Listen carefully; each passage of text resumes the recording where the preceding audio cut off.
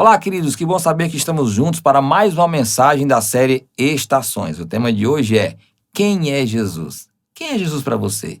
Quão relevante ele é na sua vida? Vamos falar um pouco sobre isso hoje nesta mensagem. Antes, porém, deixa aqui o seu like, o seu comentário, compartilhe essa mensagem para os seus amigos, vizinhos, parentes, que nós possamos levar essa palavra de Deus ao maior número de pessoas que a gente puder, tá certo? E que você também possa se inscrever no canal se você ainda não foi inscrito. Estamos trabalhando aqui toda semana para levar um conteúdo relevante para a sua vida, um alimento espiritual para que você possa crescer na graça, mas também no conhecimento da palavra de Deus, tá bom? Então que Deus te abençoe. Segue aí agora a nossa nova mensagem: quem é Jesus?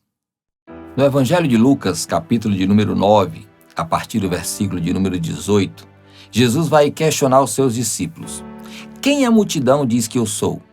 E eles responderam: uns dizem que tu és João, o Batista, outros dizem que tu és Elias, e outros dizem que tu és um dos profetas que ressuscitou.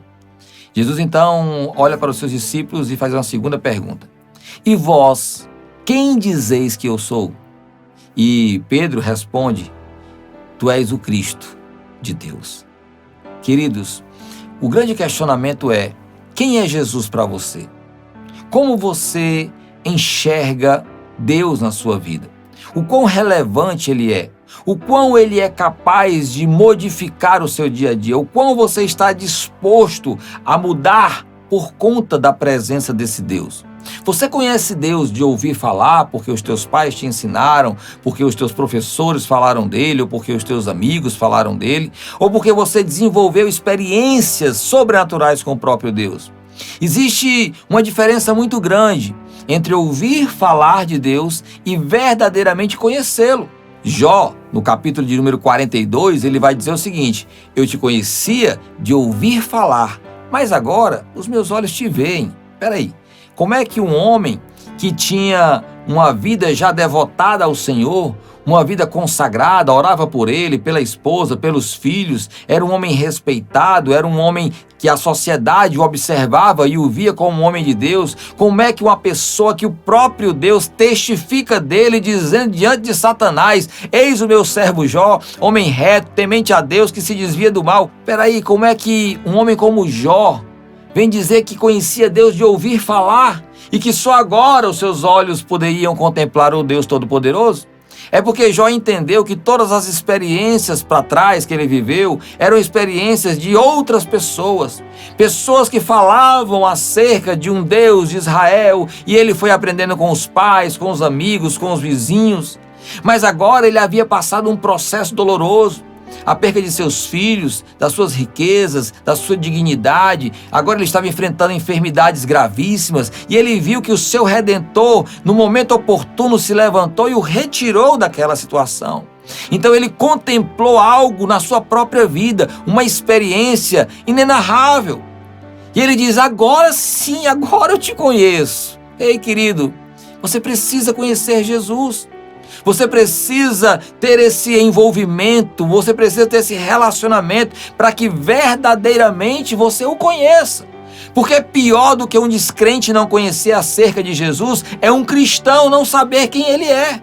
Nós, querido, que vivemos o Evangelho, que professamos o Evangelho, nós temos que buscar em Deus essas experiências. E como é que eu faço isso? Nos submetendo, obedecendo, abrindo mão das nossas vontades, tomando a nossa cruz diariamente, as nossas limitações, os nossos medos, os nossos receios, e obedecendo a Deus incondicionalmente. Não dá para servir a Deus e dizer que conhecemos a Ele sendo desobedientes, sendo rebeldes, fazendo tudo contra aquilo que Ele designou para as nossas vidas. Ei, meu amado, Deus ele vai se aproximar daqueles que se aproximam dEle. Nós precisamos primeiro dar um passo na direção dele, para que ele se achegue a nós e verdadeiramente possa desenvolver essa intimidade tão necessária para o nosso relacionamento. para que nós não venhamos ter uma vida de ouvir falar, uma vida espiritual superficial.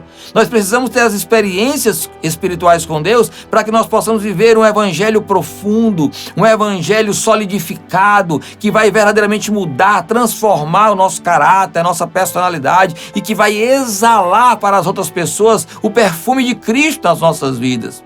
Quando nós temos uma intimidade com Deus, quando nós conseguimos caminhar com Ele, quando nós conseguimos nos submeter à vontade do Pai, nós exalamos a presença dEle. Nós verdadeiramente somos um testemunho vivo, ainda que muitas vezes calado. A sua presença já vai demonstrar para todos aqueles que estão naquele ambiente que Deus está naquele lugar, porque você é templo e morada do Espírito Santo.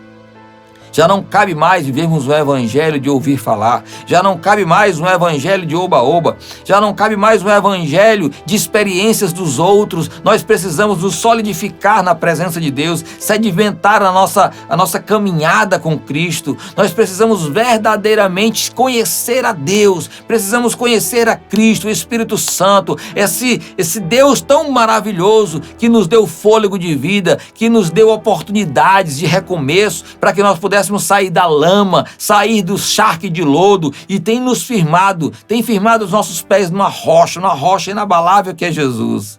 Ei, querido, há uma nova história para a sua vida, há um novo tempo, há uma nova proporção para tudo aquilo que Deus tem para a sua vida, mas é necessário que você o conheça.